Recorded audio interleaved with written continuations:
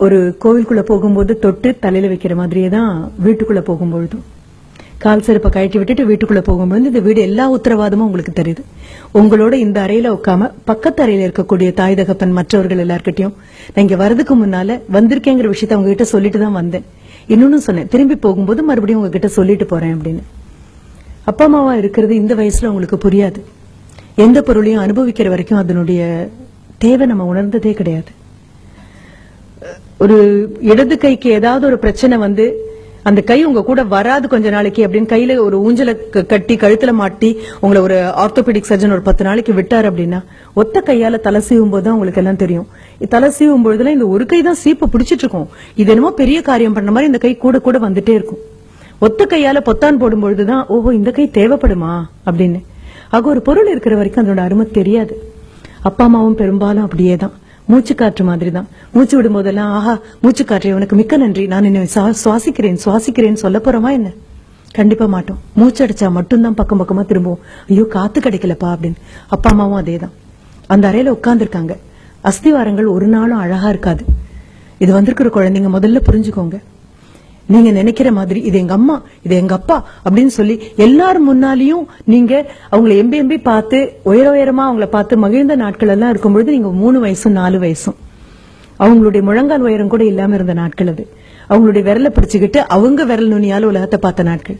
அப்புறம் இடுப்பு அளவு உயரம் வளர்ந்தீங்க, அப்புறம் தோள் வந்தீங்க, இப்ப தோளையும் தாண்டி தோளுக்கு மிஞ்சிய தோழர்களாகத்தான் இந்த வயசுல வந்து உட்கார்ந்துருக்கீங்க. இப்ப நீங்க நினைக்கிற மாதிரி உங்க அம்மாவும் அப்பாவும் ஒரு விளம்பரத்துல வரக்கூடிய தாய் தகப்பன் மாதிரி கண்டிப்பா இருக்க மாட்டாங்க. விளம்பரத்துல வரக்கூடிய தாய் தகப்பன் வேணா நீங்க டாலர் ஆகணும், ஸ்மார்ட்டர் ஆகணும், பிக்கர் ஆகணும் அப்படின்னு ஏதோ ஒண்ணு கலந்து உங்க கையில கொடுக்க காலியான அந்த குவளையில ஏதோ இருக்கிற மாதிரி விளம்பரத்துக்காக நடிச்சு குடிக்கலாம். ஆனா இந்த தாய் தகப்பன் அப்படி எல்லாம் கொண்டு வந்து கொடுக்கற தாய் தகப்பன் இல்ல. உங்ககிட்ட ஆட்டோகிராஃப் கேட்கிற தாய் தகப்பன் இல்ல. இல்ல உங்க நண்பன் கிட்ட பாடா எங்க அம்மா பாருப்பா எங்க அப்பா பாருப்பா, இதெல்லாம் இல்ல. எப்படி 40-45 தொட்டிருப்பாங்க, இல்ல தொடக்கூடிய தூரத்துலதான் இருப்பாங்க. எப்படியோ அம்மாவுக்கு ஒரு முதுகு வலியோ முழங்கால் வலியோ வந்துட்டு போகும். சொல்லாம ஒரு தலைவலி வரும்.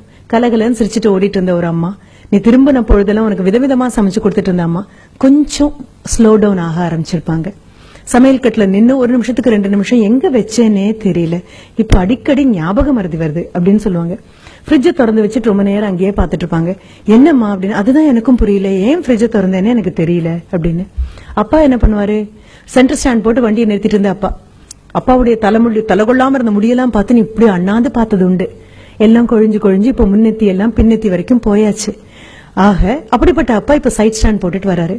அப்படியே வந்து உட்காந்து அப்பா அப்படின்னு கால் நீட்டுறாரு. அம்மா ஓடி போயிட்டோம்னா தண்ணி கொண்டு வந்து கொடுக்குறாங்க. நகர்ந்து நின்னு பாருங்க, ஒன்னும் அவசரம் இல்ல, விலகி பாருங்க. பார்க்க பரிணாம வளர்ச்சியில தாயும் தகப்பனும் முதுமையை நோக்கி எப்படி போயிட்டே இருக்காங்கன்னு பாருங்க. அப்படி உட்கார்ந்துட்டு இருக்கக்கூடிய ஒரு அப்பா அப்படின்னு சொல்லும் பொழுது அப்பாவுடைய பார்வையில் நிறைய மாற்றம் வந்துச்சு. அம்மா அப்பாக்காக வேற மாதிரி சமைக்கிறாங்க. உங்களுக்கு ரோஸ்ட் போட்டு 4 பக்கம் நெய் ஊத்தி எண்ணெய் ஊத்தி எல்லாம் பண்ணி போதுமா முருகலா இருக்கா அப்படின்னு அந்த தோசைக்கல்ல விட்டு தோசை ஐயோ எடுத்துட்டு என்ன இதுக்கு மேல இருந்தா தீஞ்சு போயிருவேன் அதுவே எழுந்து வர அளவுக்கு அதை முருகலா பண்ணி கொண்டு வந்து கொடுத்து காதுல ஒரு பென்சில் மாதிரி ஒண்ணு வச்சுட்டு என்னப்பா உனக்கு வேணும் அப்படின்னு பக்தி பரவசத்தோட பார்க்கும்போது இன்னொன்னு கூட அப்படின்னு சொல்லுவீங்க. ஆனா அப்பா தட்ட பாத்தீங்கன்னா இந்த முருகல் தோசையெல்லாம் போய் ரொம்ப நாள் ஆச்சு. ஒரு இட்லி பாத்திரம் மூடி எடுத்து வச்சு அம்மா மூடி வச்சு இது பண்ணிருப்பாங்க. கொஞ்சம் பாருங்க, அவங்களுக்கு வயசு மட்டுமே ஆகல, அந்த வயசு தேவையில்லாத நோய்களுக்கெல்லாம் மிகப்பெரிய விண்ணப்பமாகவும் கை நீட்டி உட்கார்ந்துருக்கு. அப்புறம் தேங்காய் சட்னி இல்லையா, தக்காளி சட்னி இல்லையா அப்படியெல்லாம் கேட்க கூட உங்களுக்கு தெரியாது. ஒயிட் சட்னி இல்லையா, ரெட் சட்னி இல்லையா அப்படிலாம் கேட்கதானே தெரியும். தமிழ் அந்த அளவுக்கு பழக்கத்துல இருக்கு அப்படின்னு சொல்லி கேட்டு அம்மா ஓடி வந்து ஐயோ இன்னைக்கு இல்லப்பா சாம்பார் தானா, சரி பரவாயில்ல 2 வேணாம், ஒரு தோசை இன்னொன்னு போடுங்க. ஒன்னும் குறைய போறது இல்ல. ஆனாலும் கேக்குற தோனி அப்பாவை பாத்தீங்கன்னா அப்பாவுடைய உணவு முறையில மாற்றம் இருக்கும். நடையில அந்த பழைய ஸ்பீடெல்லாம் ஒன்னும் இல்ல. பாக்கணும், நான் என்ன அவங்கவுங்க அம்மா அப்பாவை தானே பாக்க சொல்றேன். இதுக்காக பக்கத்து வீட்டு குழந்தைய கூட்டிட்டு வர முடியும், வாடகை கொடுத்து இவங்களை பாத்துட்டு போ அப்படின்னு சொல்ல. உங்களுக்கே அதற்கான அவகாசமும் நேரமும் இல்ல அப்படின்னா வேற என்ன பண்றதுக்காக தான் உங்களுக்கு இப்ப நாங்க கல்வியை கொடுத்துட்டு இருக்கோம். 24 மணி நேரத்துல உருப்படியா செஞ்ச எதுவுமே இல்ல. ஆக திரும்பி பாருங்க, ஒண்ணும் இல்ல. இந்த 2 மாசமும் இத்தனை வருஷம் நீங்க ஓடி படித்ததாக ஒரு கதை சொல்லிட்டு இருந்தோம் இல்லையா, கதைதான். ஆசிரியர்களான எங்களுக்கு நல்லாவே தெரியும். அது ஓடுற மாதிரி ஒரு நடிப்பு, நீங்க ஓடுற மாதிரி நடிப்பீங்க, நம்புற மாதிரி நாங்க நடிப்போம், படிக்கிற மாதிரி நடிப்பீங்க, படிச்ச மாதிரி நாங்க நம்புவோம். இதுக்கு நடுவுல ஏதோ சில மார்க். இது அத்தனையும் தாண்டி இந்த 2 மாசத்துல எத்தனை பேர் அப்பாவுக்காகப்பா நான் வண்டி பண்ணி தரேன்ப்பா, நான் ஏர்ன் பண்றேன்ப்பா, உட்காருங்கப்பா, இது என்னப்பா இது, தோளுக்கு மிஞ்சி வளர்ந்தாச்சு, அப்புறம் நான் பாத்துக்கிறேன்ப்பா எல்லாம். இதற்காக அடுத்த குழந்தைய வாடகை எடுக்க முடியாது.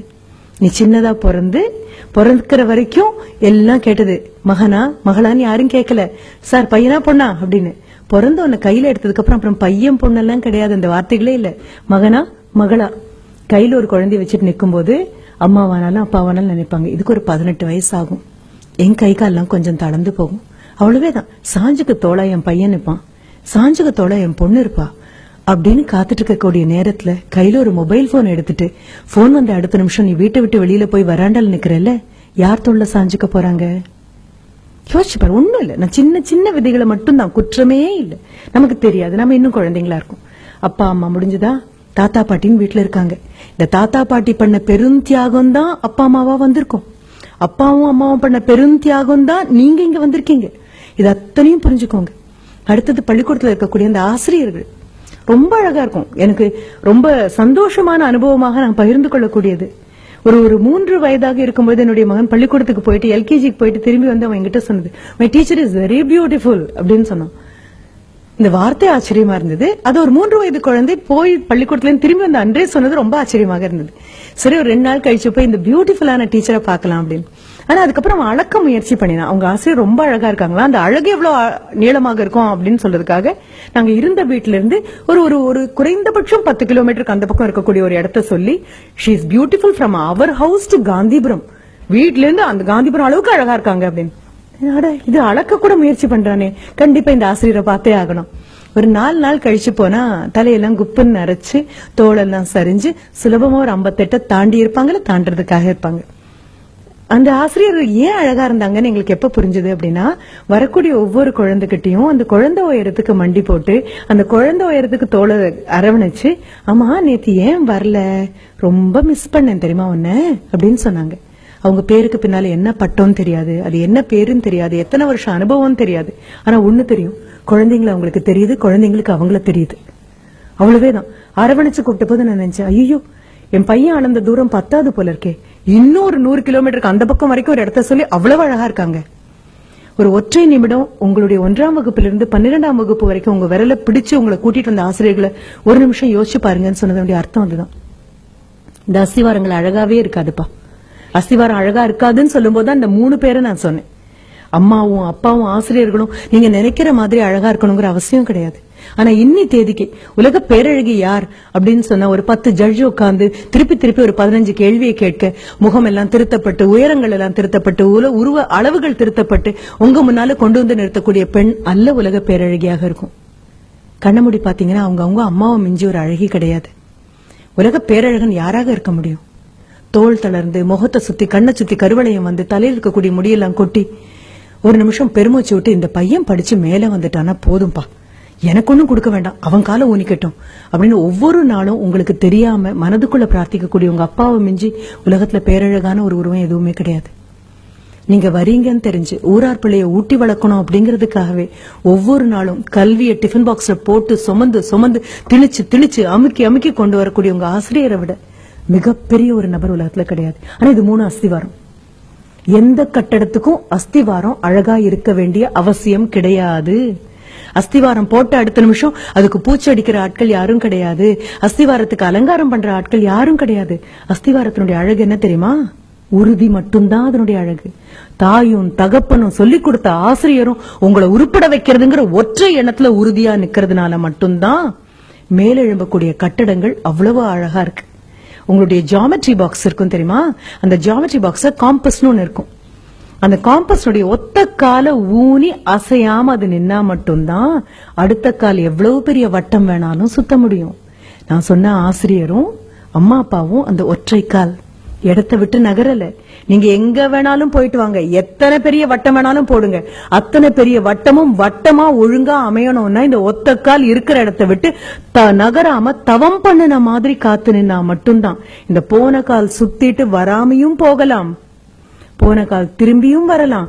வந்ததுக்கு அப்புறம் கூட ஆஹா நீ இவ்வளவு உறுதியா நின்னதுனாலதானே நான் போனேன் அப்படின்னு யாரும் ஒரு வார்த்தை கூட சொன்னதில்லை. இந்த 3 பேருக்காகவும் ஒரே ஒரு தடவை மனசார கைத்தட்டிடுங்க.